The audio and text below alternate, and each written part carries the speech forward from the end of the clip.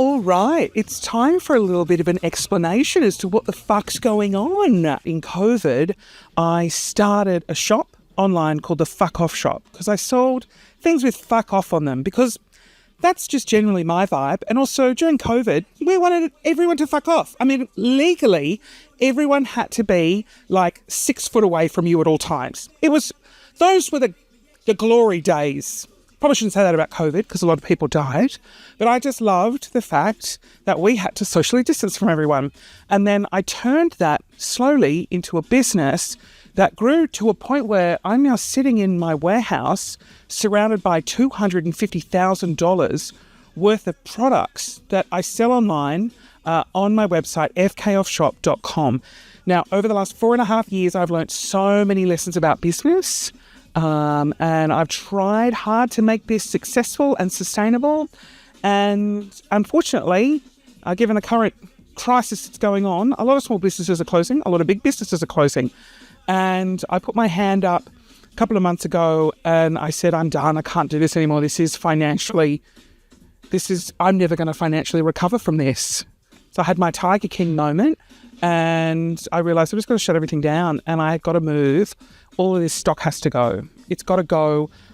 I can't, the stress and anxiety, the financial pressure just all got too much. And after 4.5 years, I didn't want to have to do this, but there was really no other choice. And so I've decided to close down the shop and the warehouse and just take a break.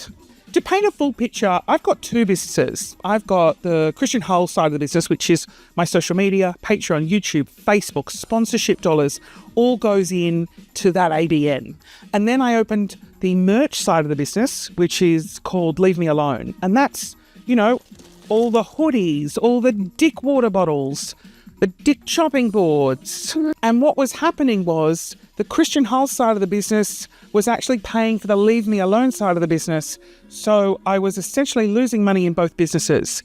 And I just got a tax bill and another tax bill, and I got all of these other bills. And I just got into this huge spiral of just paying off, earning money and paying it off. And there was no profit and there was no nothing. And that's a bad place to be. It's stressful. And so spending has just completely stopped. And the products that I sell, fucking useless. Like, honestly, who needs the tip of a penis that you put on a toothpaste tube and you squeeze out the toothpaste and it comes out of the penis and it looks like jizz? So funny. And I ordered 1,000 of them thinking, oh my God, this is so fun. Everyone's going to want one. And then I sold tens of them. And now I've got 800 sitting in the warehouse, heavily reduced. Everything is on sale. Everything must go. Virtually cost price at this point. And so over the last 4.5 years, I've just learned so many valuable lessons about running a business and what it takes and what I'm good at and what I suck at. And I am not closing down forever. I'm shutting this section of my life down and moving on, but I will be back. And I've learnt too many things to not try again. This is a hoodie. It's green. It has Leave Me Alone on the front. Now you would think, geez, that must be so simple to get made and produced and ordered. And you couldn't be further from the fucking truth. Getting a generic looking hoodie with some generic text on it is far from easy. I won't lie, our stuff gets made in China. Why? Because it is astronomically cheaper. And I feel awful for saying that. But what I learned is I would get some stuff made here in Australia and I would support some small businesses and it was great. And I loved that. But unfortunately on those products, I couldn't sell them where I was making any profit from them. Because ultimately, I love you, but you fucking fucks, you want everything super cheap. You complain about everything being too expensive. Even I complain about things being too expensive. And so I then don't sell anything. So in order for me to be able to sell shit, I got to look internationally. And where do you look? You look China, because China, it's far cheaper. And so when you order something from China, I will tell them what I want, and then a sample will come a month later. It takes fucking forever. And so a sample will come and I'll be like, no, this is too small. I want to change this. I want to tweak this. I want to do this. The text isn't right. I'm going to change that. I'm going to do that. I'm going to do this. And then you send it back and then you wait and then you wait and it comes back. And then it's just also, and I know as I'm saying this, I'm realizing it isn't. doesn't sound that hard. It's more frustrating than it is hard.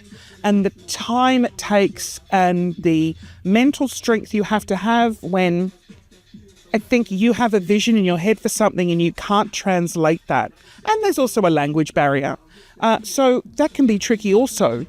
And so we're backwards and forwards with hoodies, and we got the perfect, I fucking love these. These are my favourite hoodies that I've ever made, ever. Where is one? I'll put it on. Yeah. All the short little wraps. Like, it's just like a hug. I love this so much, and I just love that it says leave me alone, and most of the time people will read it and have a chat with me, and I'm like, this has the opposite effect. And so when you nail the design and when you're really happy and you want to make money, there are sort of minimum order quantities to meet a certain price. And so you go, okay, well, maybe I will need to order 1,000 hoodies, 500 of each colour. I've also got a maroon option here that's a zip-up one. And then you go, okay, well, that's what I've got to fork out like, $50,000 or $60,000 to put that order in. Where the fuck am I going to get that money? Because the shop sure as shit isn't making it. And so you put them on a pre-order. And then I put them on a pre-order in January because in order for me to get these in time for winter, it takes 6 months. There's a production time, there's a working time. And so I put these hoodies up for pre-sale in January. And of course, I pre-sold almost none. And so luckily, over Christmas, I used the money that I made by selling all the Christmas stock, which is your peak time. Christmas for me was fucking awful. I made 30 grand in Christmas.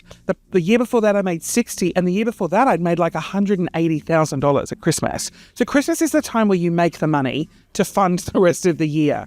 And so Christmas was bleak. Luckily, I put all the money away because I knew this was going to cost me a lot. And I knew I could sell hoodies. This was before I'd even thought about closing down. So I put the big order in, and then we made the decision to close down. And I've got 1,000 hoodies that I'm going to try to move early July. So these will be up for order in July.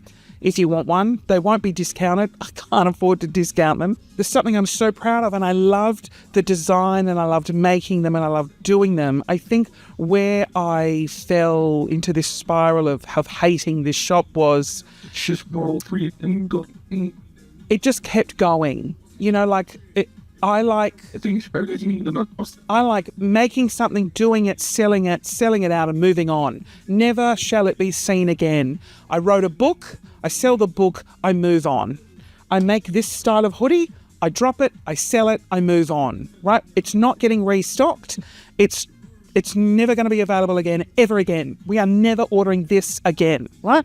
And so for me, that was where my passion was. And a lot of the products we sell I wanted to keep them going yearly. Fucking hated that. I hated it. And I hated this business, and I grew to really resent it. And then poor Trudy, who's the operations manager, I just switched off and I said, I'm not doing anything. I stopped posting on socials. I stopped talking about it. And obviously the only way we could sell was if I posted on socials. And I was just like, I'm not posting this shit. I hate it. And then let's close it down. I'm in a lot of debt. Let's put everything on a big closing down sale. And the closing down sale has been incredibly emotional. And it's been just this really cathartic process of, I didn't think anyone would care. I didn't think you'd care because no one was buying anything. And I thought, well, fuck, I'm going to have to try to fob all this off for cheap. I just don't think anyone's going to buy. I'm not going to sell $240,000 worth of product. And within the first 3 days, we'd sold like $145,000 worth of stuff, which I just was really hoping to sell 90 grand's worth of stock. And then I could just work out what to do with the remaining, 150,000. But we're pretty much on track to sell maybe $200,000, maybe if I'm lucky. But that $200,000 will give me personally enough to recover for the money that I've sunk into this business. And then come the 1st of July, I'm going to be sitting back. You're going to see some more sponsorships.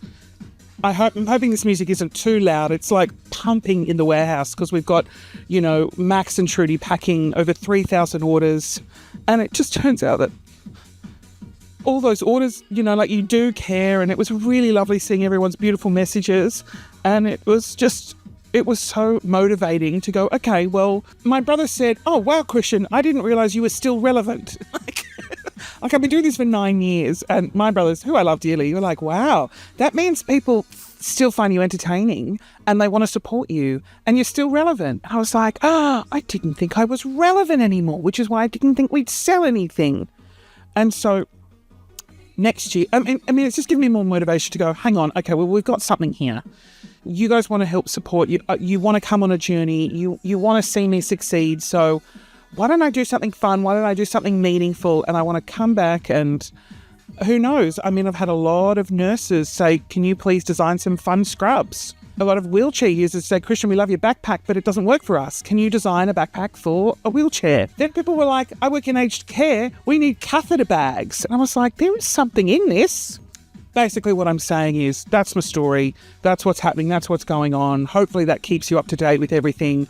If you're watching this and it's still June, well, the sale is still going. You're welcome to buy things. Please do, because the things on the website currently, I have thousands of them because I over-ordered them, because I thought everyone would absolutely froth for the products that I thought were hilarious.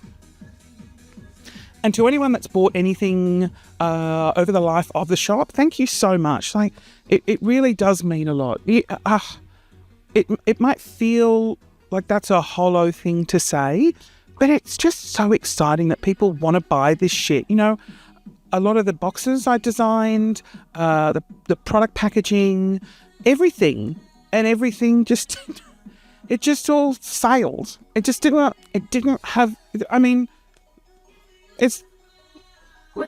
not blaming myself. I'm blaming the cost of living crisis, the rental crisis, the financial crisis, all the crises is to blame. It's not me personally.